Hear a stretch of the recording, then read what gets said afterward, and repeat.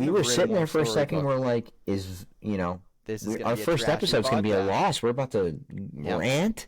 We're going to be angry, and it was actually the other side of the coin. I'm very, very happy with this. It was a lot closer than I thought.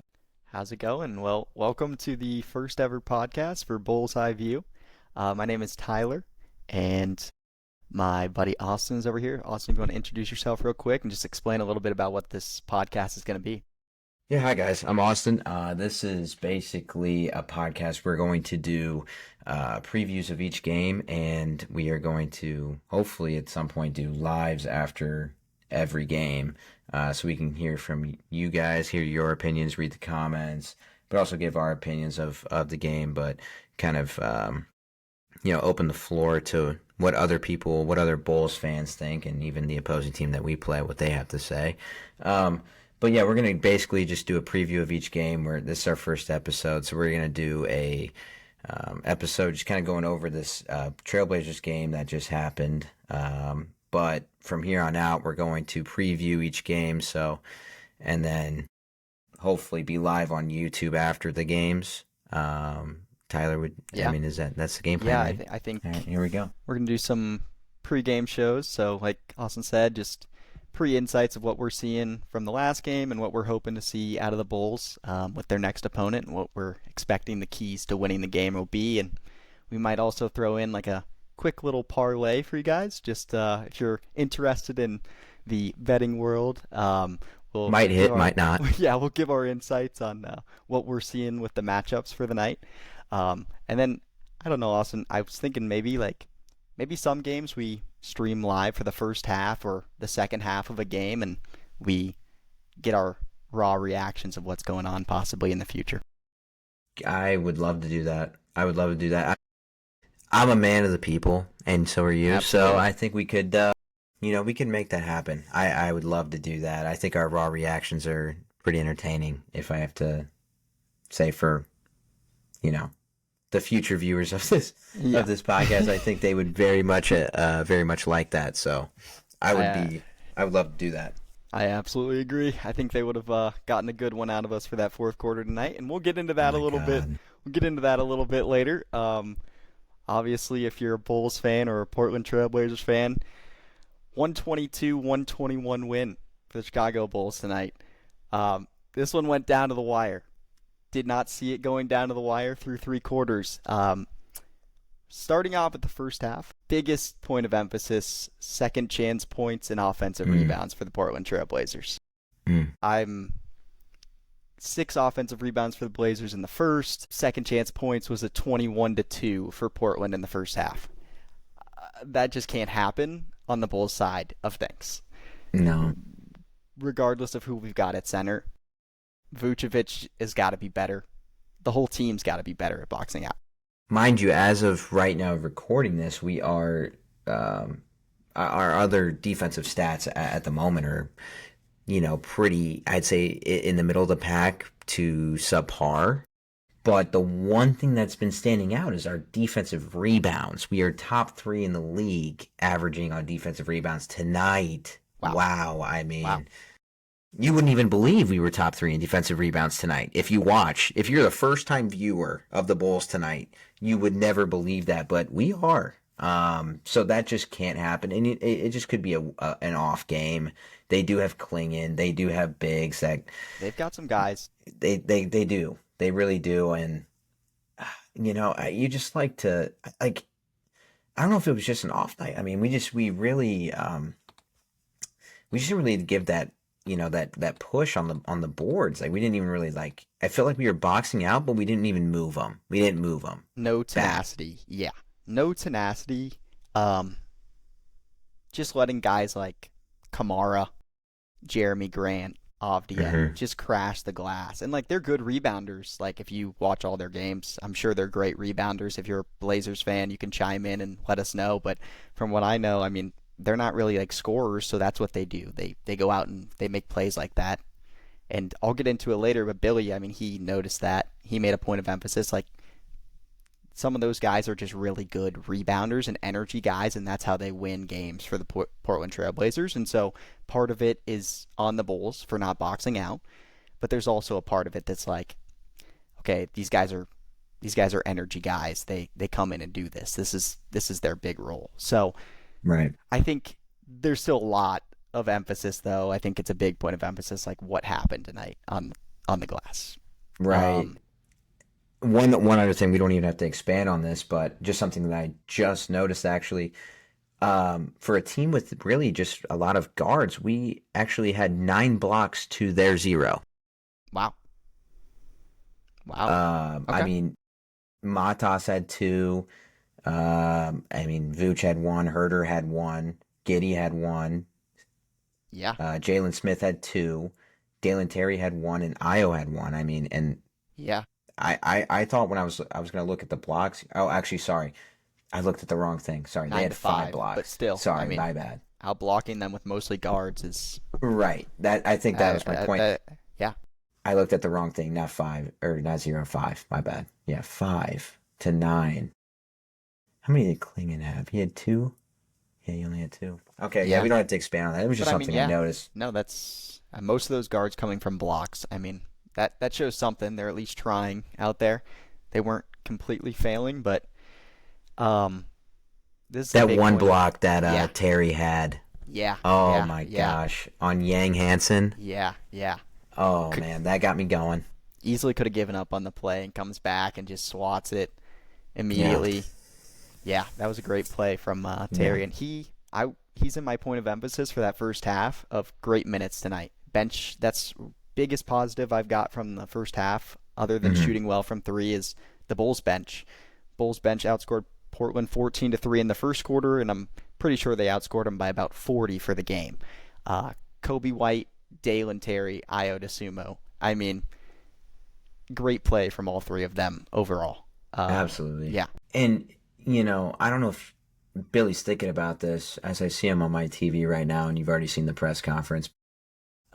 He do you think about putting those guys that are outperforming on the bench in the starting lineup? I mean, what do you think is going through his mind right now? If we have the best bench in the NBA, do you keep rolling with that, or maybe yeah, give Io and I mean Kobe's on a minute restriction, so I understand.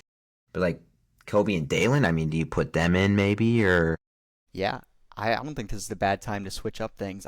yeah, I think even putting someone like Io in the starting lineup and maybe moving Okoro or Herter to the bench isn't a bad thing. Herter off the bench wouldn't be bad. He had a horrible night shooting tonight, but you bring him off the bench, that can be an immediate spark for you absolutely. right out the gate. And he said it in the press conference. He said, Dalen Terry, this is his first time having good back-to-back games that he's seen. And he said that's part of his fault for not giving him playing time. Also, maybe he just hasn't been able to put it together. So it's like, can we rely on that? I don't know. That's something we got to see in the future. But you got to consider putting him in late game situations and giving him reps if he's going to play like that. I mean, Right. plus 16 for the game, 6 points, 3 boards, 5 assists, 3 steals, and a block. He's doing his job defensively, and that was where the lack was most of the fourth quarter. So why not put him in and see what he can do? Can he shut Yeah. someone down like Avdia for a couple possessions? Give us a couple stops. Yeah, I mean, he had a great game defensively. He really did. And he was passing that ball Yeah, he played well for for 17 minutes. I mean, yeah. that's pretty much as good as you can get out of him. He didn't make any threes, but he's not really a 3-point shooter at the end of the day. So we can't knock him too hard on that. Yeah, I guess what's going on with Julian Phillips? Julian Phillips, that is an interesting point of It might something to have to be a talk topic about. for another day. I think that's something to talk about. But yeah, the rotations with him and like Javon Carter and them, I'm not really sure where Billy's head's at with that right now. Yeah, I Um, mean 5 points combined there, total of 16 minutes between the two of them. I mean nothing. I mean Javon Carter had 3 personal fouls tonight in 11 minutes. yeah, they're just Julian Phillips has not really played much all year, but there's Yeah, been I don't about understand. He two played a lot games. last year. Yeah, he got a lot of playing time, him and Pat Will, and we're not seeing as much. Yeah, And maybe that's just something that's going on in practice. Maybe it's just game plan for certain teams. Hmm. but we're just not seeing that, and I don't know. His athleticism feels like he should be on the court a little bit more, but I feel like him and Dalen are pretty similar. I would agree. I think they're very similar players, those two. Yeah. But I can understand if you had to pick one, I mean, you'd probably go Dalen. Yeah, I would But say yeah, probably defensively he's more of a threat. That's what he's known for. yeah, But can he shoot as well? I'm not sure. They're pretty that's similar probably there. something we're not seeing, like you said, in practice and all that stuff. So Yeah. Well, I mean, other than those, like Bulls bench, obviously great. Shot the three, amazing tonight. Fourth quarter did not look great, but still shot 42%, made 21 threes. And right. you can bring up the stat about the season high. Obviously, this is our first time hitting over 20 since. Oh my gosh, last October, versus the Grizzlies. Oh my gosh. I don't know if you Bulls fans remember that. That was a Grizzlies team that just had no stars. That they just had no Jaw, they had no Bane, they had no Jaren Jackson. Was Marcus Smart still on that team? I think so. Yeah. Yeah, he was hurt. They legit had just like I think their G League team called up, and they were just giving us a run for our money. I mean, did we had everyone? Yeah. I'm looking at I mean, we had our best. I'm looking at the. Yeah. We had every single person: Zach Yeah, Levine, Pat Will, Vooch, Kobe White, Giddy, Modest, Dalen, Julian Phillips, right. Lonzo, Io, Jalen Smith. All of them played that night. We won by 3. Won by It took three. a 25.3 night from the Bulls to beat that NBA G League team. It's the NBA. Yeah. Right? I'm not calling those guys Yeah. scrubs or anything. I mean, they're hell of, they're all great. But you just expect a team that has everyone. What would the score have been if they had Jod, Bain, and Jaren Jackson, Smart? They had everyone. What would the score Yeah. have been? I Yep. mean, that's just how basketball is. You never know. It took a 33-point fourth quarter to the Memphis's 23. Outscored them by 10 in the fourth to win that game by 3 points. That's Gosh, I just remember that game unbelievable. like it was yesterday. Yeah. What yeah. I mean, Bain did play. He had 30, so Bain was Bain did there. play. Yeah, Bain and Jaren Jackson did play actually, but Jaren Jackson didn't really do too much. But Maybe that's why I didn't remember it. But they didn't have Ja. no Jaw, no. I think Luke Kennard was still on the team. Like they didn't have guys there. Luke Kennard's our kryptonite Yeah, a little bit. Luke Kennard I was a think I'm Bulls starting killer. to. Luke Kennard and Duncan Robinson. Absolutely. Those two guys, you can pretty much book 4 or 5 threes from them anytime they see the Bulls. Oh my Um, gosh. and it's mostly just drive and kick, wide open threes all night for them. They're always It's open. shooting practice. It's just They're shooting always open. practice. And then when you put a hand in their face, they bank it in and they ruin you. So, That's how it goes. I mean, that's how it goes. At the worst time possible, they bank it in. absolutely. Absolutely. Making a run, trying to get back in the game, get it to like 5, and here comes a bank 3 and 1 or something, just to cut it back to 10. I mean, it's always the worst Oh my timing. gosh. Yeah, fourth quarter in the play-in versus the Heat for the 4th straight year, and you see a Duncan Robinson bank 3. It's just, you know, You it, just it hurts. you reconsider what team you're rooting for when you see something like that happen. You wonder, why can't I just root for Detroit or Memphis on this night? No, you're exactly right. Yeah, it's Oh just my horrible. God. But Yeah. so that's pretty much all that happened in the first half. I mean, there was a lot going on. Third quarter, the only big highlights from the third were Okoro. Okoro had a terrific third quarter.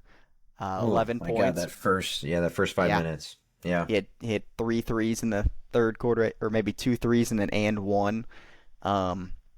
Yeah, he played outstanding in that quarter. I don't think he really did much outside of that other than play defense, but that was the third quarter that we needed those points, clearly.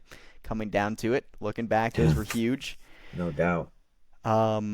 We have some points on here we talked about it while we were watching. Herter, they came out in the zone in the third, and it was okay The first 3 minutes though of that third quarter were a little choppy because we had Giddey in, Herter in, like the starters, and no Kobe White. Kobe White's a zone killer. He understands. Io too, I think, as well, driving the ball. Yeah. What are your thoughts on Herter and how we were using him watching that? That was just I mean, I'm no Billy Donovan, but I will say, I mean, we have him. He's a 3-point weapon. You're not, like I told you while we were watching, I'm not expecting Kevin Herter to go lane and dunk on someone.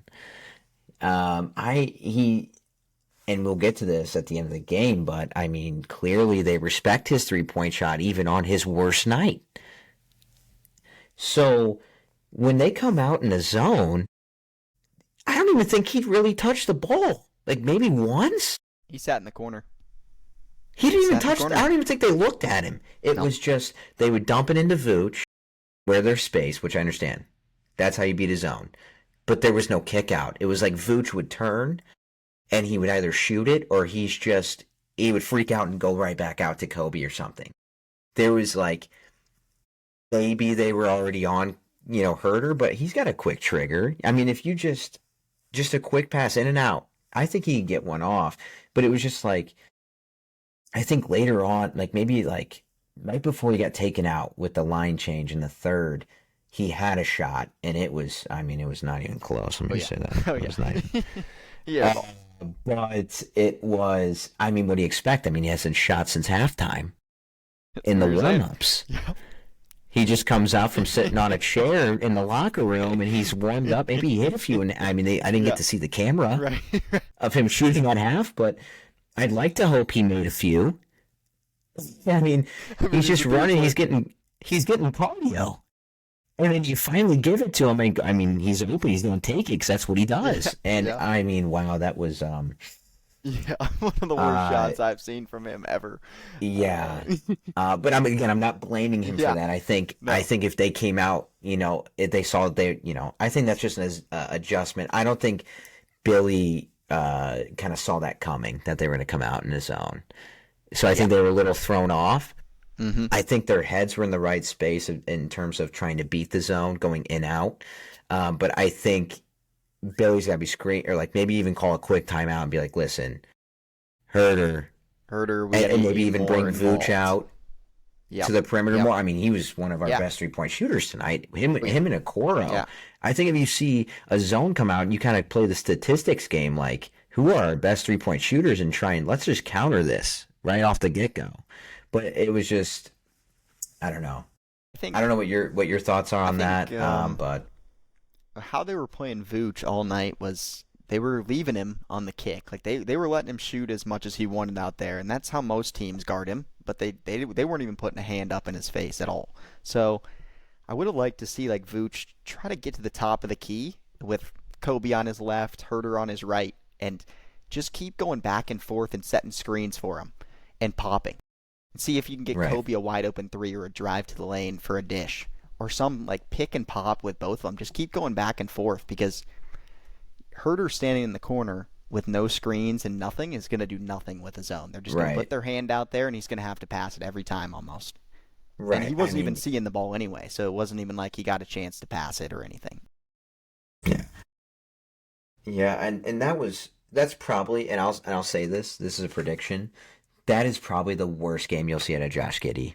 I think mainly all year. That's probably one of his worst games you'll see. I would agree, and he still had 13 assists on the night. And yes. Yeah.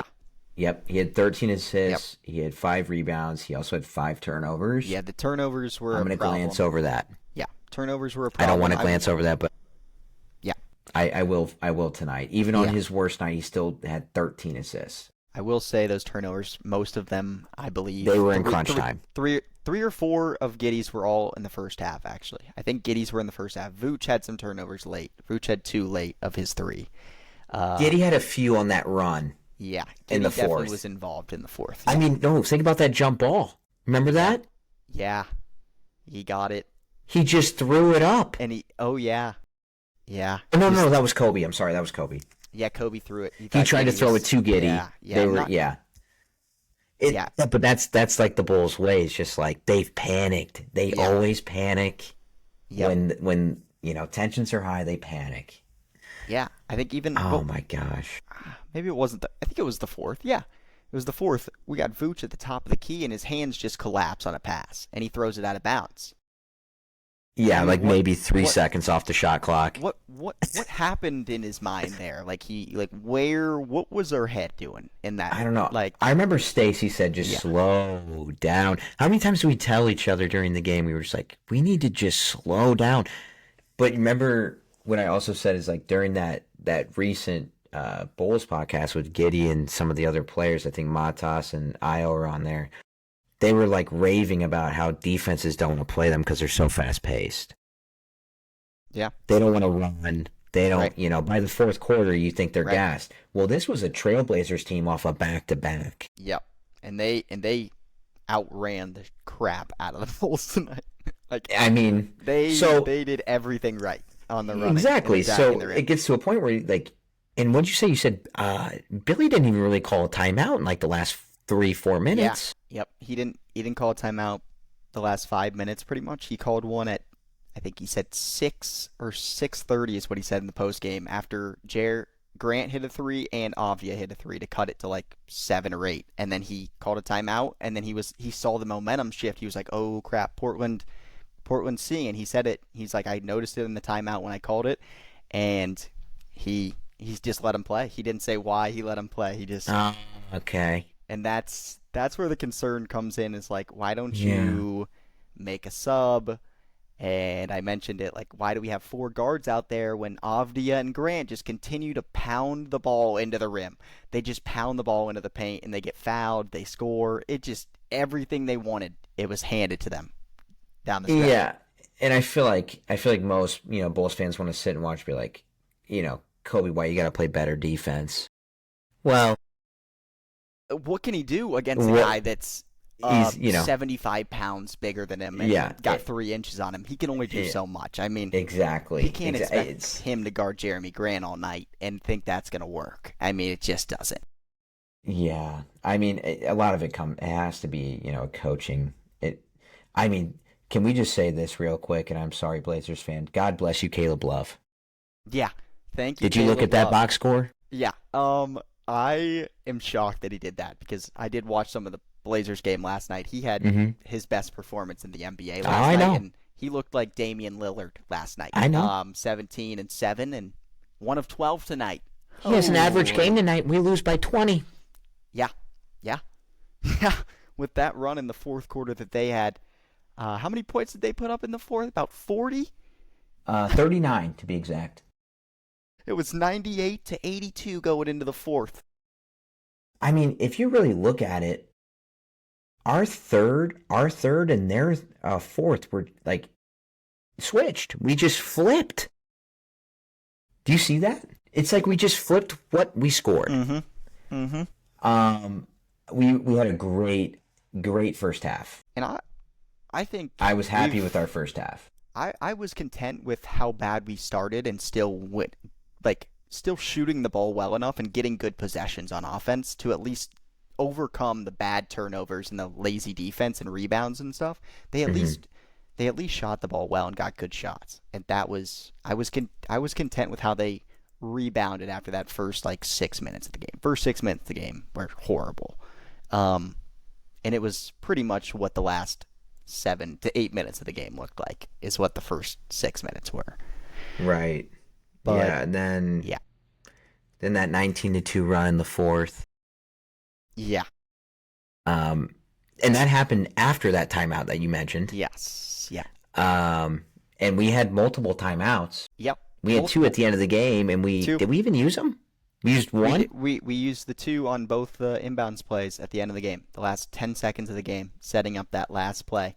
We got the first one to Vooch to get fouled, the foul to give that they used, and then we called it immediately another one to set up the game. They used the other one, though, right? They used one. They used their last one. Yeah, they used the one when Kobe hit the first 3, I think. That was it. Yeah, Kobe hit the first 3. They used theirs, and then they set up their play to get Jeremy Grant to the line. But that was it.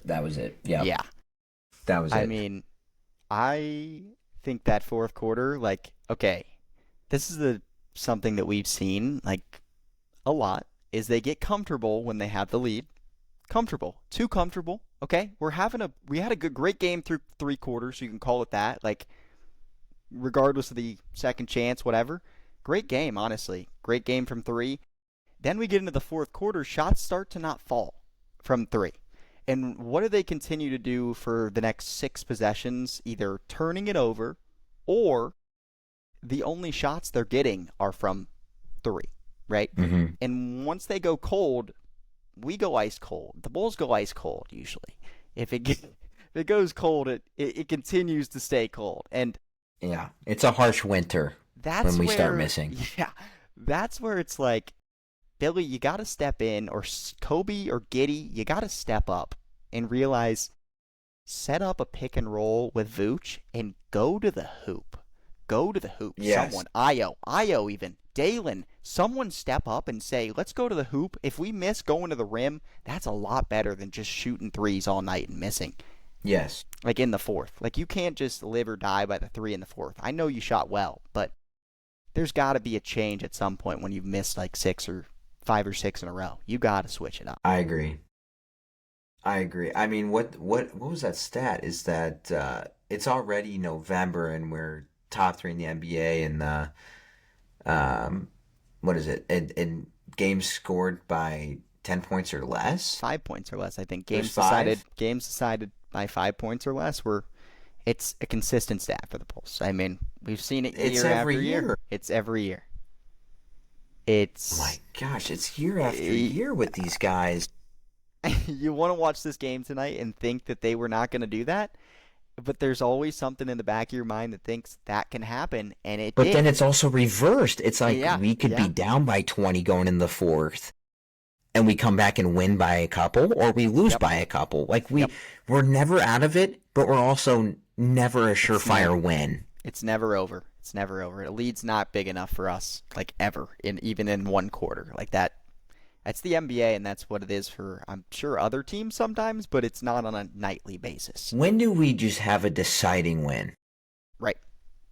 When do we just get like a no worries 15-point win? Get out of there. Great game, fellas. Pats on the back. We move to the next one. I'd love to talk about one of those games. I that would get me amped up right about now, but me having to wait for a Vucevic game-winning 3 is, again, after we're up by 16 going in the fourth. Yeah. 16. I mean, I'm sitting there going in the fourth. I'm like, this is looking really good. And here comes a 19-2 run from the Blazers. Oh, boy. And now we're banking on a Kobe White miracle 3 and a great assist at the end, mind you. Yeah. To Vooch. I mean, props to Vooch for knocking that down. I mentioned that to you as well. I mean, against the Jazz, he missed the game-tying one in overtime. Yeah. Against our former Chicago Bull, Lauri Markkanen. Yeah. Heck of a player, having a great season. Oh, my God. Yeah, Phenomenal top 5 in season NBA right scoring right now. Yeah. Love to have him back. Not going to get it. Would love to see him in a Bulls uniform again. Could really use him. Yeah. Not going to ever see him back. Would love to trade him for Vucevic right now, but it's just not going to happen. That's a hot take to some people. I don't really think it is, but yeah. Who would you want? I mean, who I'm going with 10 out of 10 days of the week. If there was 10 days in a week and there's not even. Yeah. I mean, I know exactly who I would go with. Right? Man. So we saw a little bit, Kobe White, Vucevic, like, great job. Great job there to finish off that game. Like, way to just claw it out. I mean, you got to give them props there. At least they clawed it out tonight. They got lucky, clawed it out. But, like, there's just no reason that having a 16-point lead and then you get to the final minute and you're down 4 all of a sudden. Right. That's just not sustainable basketball for a team that's trying to make a push into the playoffs potentially and trying to be a team that competes. You just can't have that happening.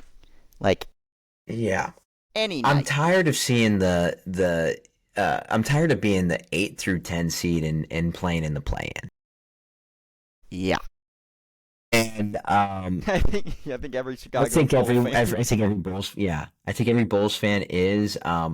the Miami Heat have been a staple in our postseason, and I don't know why. It's always us too. I think me, I think the Bulls fan base and the Heat fan base, I think we're tired of each other. Yeah, I would agree. And it's really we're really really early into the season here, but I think everyone's just tired. I think we just want to see like that first half of the 2021 Bulls come back. When pre-Lonzo injury, we're the first team in the East, just like we were this year. It was a very short stint in first. We went off the cliff a little bit, but we're almost finding the shore right now. We're finding the shore. We're coming back, but oh my gosh, I just want to see this Bulls team just kind of. I don't know. I feel like we lose games we shouldn't, and I feel like we win games that we shouldn't. Is that weird to say?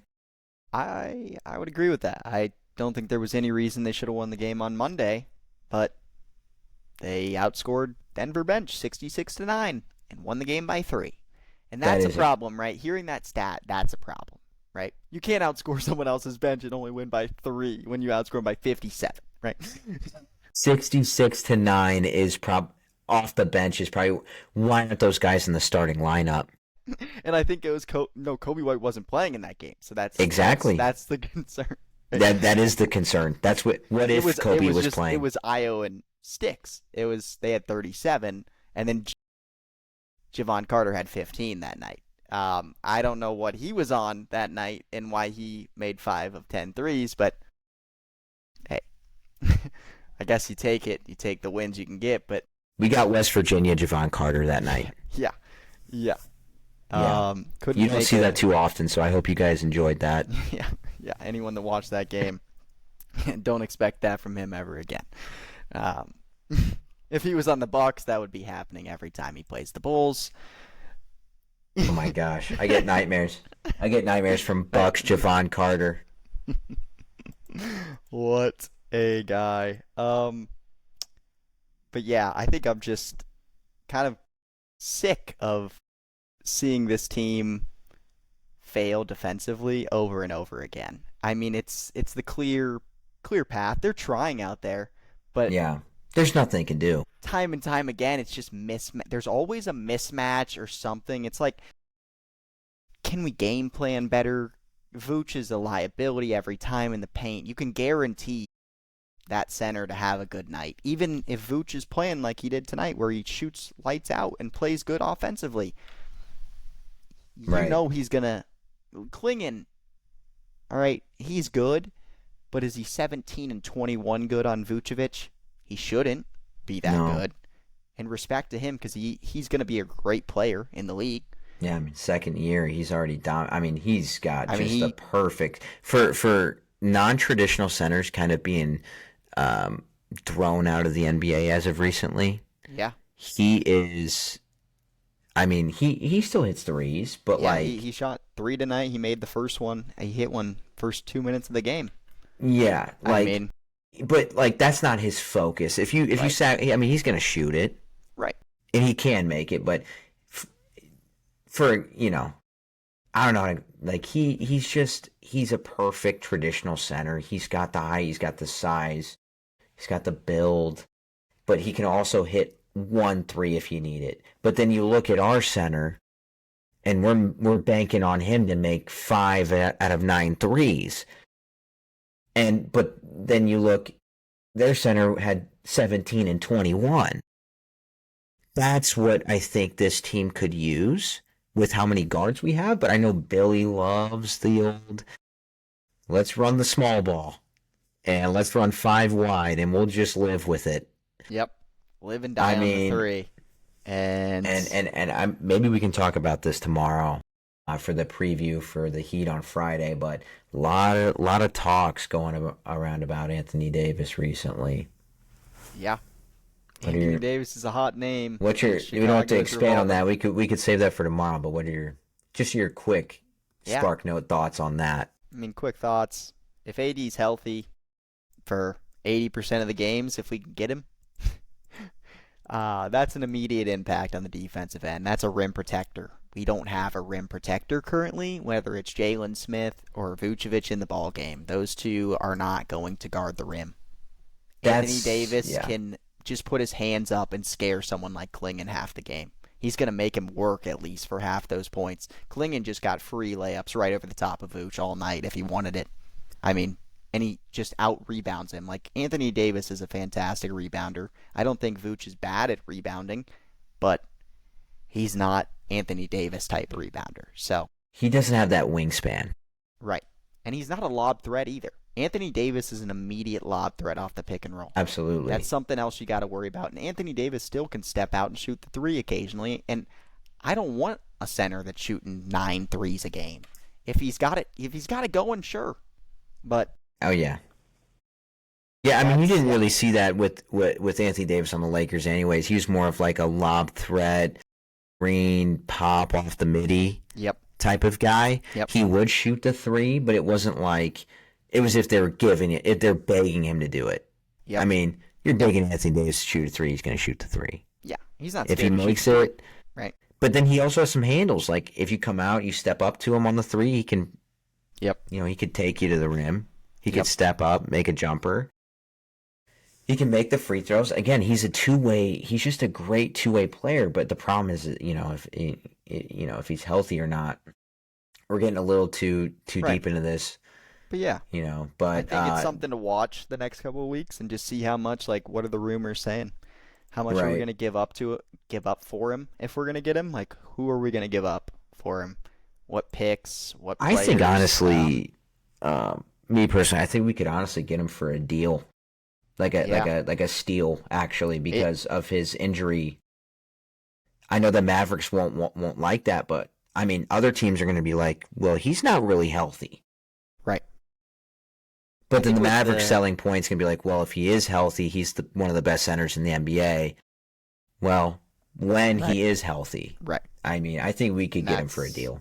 Yeah, I would agree. I think with Nico gone, the front office kind of wants to rebuild around Cooper more than we might think. I don't think they like some of the moves that Nico is making, and so I think we may see. Is there one in particular they don't like? Yeah. I think the guy, number 77, maybe getting rid of him was a key one. For someone like Anthony Davis, who's injury prone. But they traded the fat kid away for one of the best scorers in the NBA. They trade. Oh, he's a little overweight. Yeah. We'll take an older injury prone center for him. Something that I still don't understand, and I think a lot of people don't understand of why it happened at this point. Clearly, one of the sparks of that trade was actually Christie. I mean, if we're being real, yeah.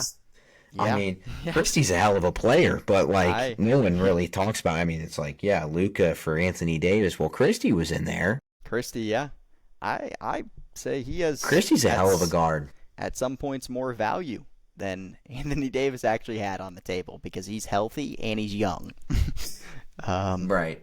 But obviously, AD's the big name, so he's the main vocal point. But yeah.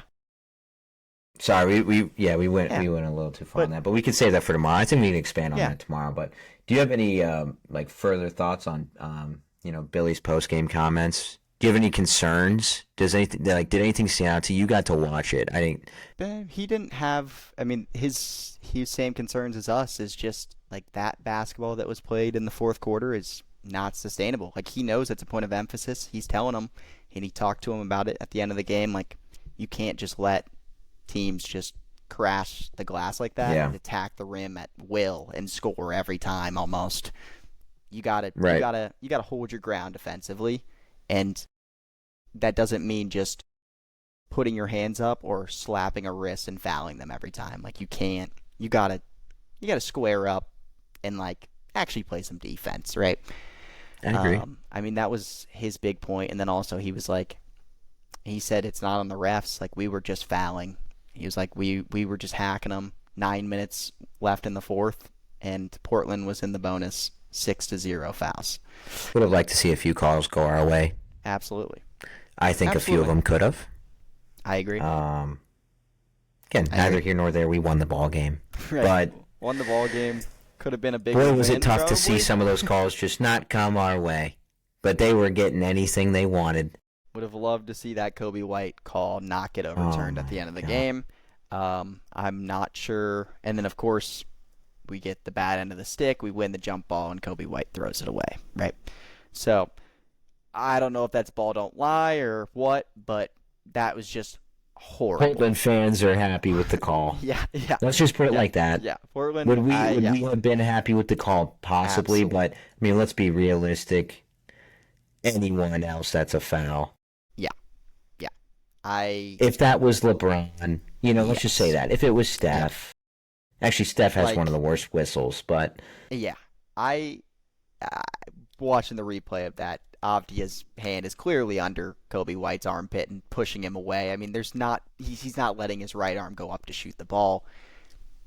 I've seen worse reviews and overturns. I've seen a lot. I've seen worse. Yeah. I would agree. I've seen worse ones get overturned. Is it ticky-tacky? Sure. It is. But it's just the fact I've seen worse. Yeah. And did it work out all? Yes. But you just love to see some of those calls throughout the game go the way. Thank you, God. Yeah. Thank you, God, for a Vucevic game-winning three for our first ever podcast episode for Bullseye View. Seriously. We were sitting there for a second. We're like, our first episode's going to be a loss. We're about to rant. We're going to be angry, and it was actually the other side of the coin. So I'm very, very happy with this. It was a lot closer than I thought, but now we gear up for Friday against the Heat. Is it in Miami? You don't check that? I think this is the end of their road trip tonight, so I think it's actually at home. And then we're at home versus the Wizards. I believe so. I heard, we saw some during the game. Like our next 5 looks very, very, very winnable. Very. So Heat. You gonna read off that next 5? Yeah, so Heat at home. We've got the Wizards, I would assume, at home as well. And then I think the Pelicans on the road here. Yeah, Pelicans on the road on next Monday. And then Friday we're playing in the Cup group play against the Hornets. So Heat, Wizards, Pelicans, Hornets, and then Pacers. 2-13, 4-11, 2-13, 1-13, and then the Heat are 9-6. I mean, that's pretty much of the bottom. Of course, the Heat have the same record as us, right? Yep. It's just very similar, right on the. Yeah, I mean. Hey, if you're a Bulls fan, you live in New Orleans. Tickets are $12. Yeah. You want to go cheer on the Chicago Bulls in New Orleans? I mean. Yeah, this is your chance to do it. It's on a Monday night. You're not going to see all the big names, but you get to see Zion. Is he back? He's back? Yeah, Zion played tonight, so I assume he'll be there. DeJounte's still out. Oh, Jordan Poole, game time decision. But yeah, we better, just looking way, way ahead. We better win. Yeah, we better win these games. Got to win these games because it doesn't get easy once you hit the Warriors. And back to back with Cleveland. Yeah, and then you got the Hawks who are playing well. Jalen Johnson, you got them back to back. Philly's very good, and then you got the Bucks. And oh yeah, we have to go undefeated here. Yeah, because you got. We have Golden State at home. You can guarantee a Curry 50 bomb in United Center. Yep, we saw it live. Yeah. You got to win these types of games if you want to be a team that's going to get a 5 seed or a 4 seed or a 6 seed.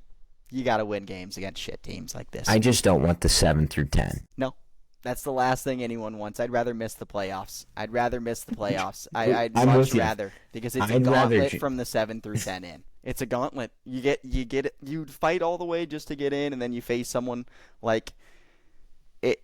You just like the Heat. Yeah. Or you face the Heat, and then you get passed on to the Knicks or the Cavs. The Hawks. Yeah. Gotta go through Trae Young and Porzingis.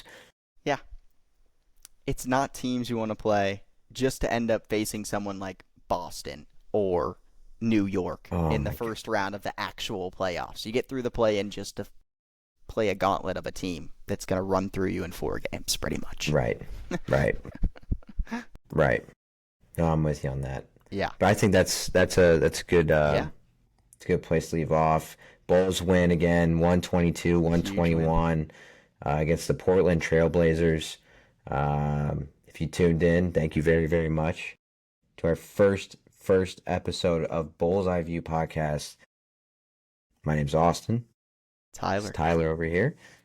And again, look out for these. We're gonna make a video tomorrow for the preview against the Heat, and then we're gonna see what we can do for a live stream after the game versus the Heat, and then after that live stream, I mean, we're looking at overtime here. We're gonna have to make a preview against, for the Wizards. We can maybe do that Saturday morning before game day or something. But yeah, back-to-back nights, Friday and Saturday.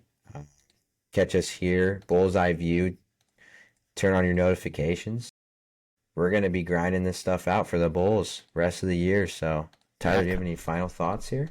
Just say, come join us for the ride. Look out for us. I'm sure we'll be making social media pages elsewhere once we get this thing a little bit more up and running, a couple more episodes. So, yeah, just be on the lookout and turn on the noties.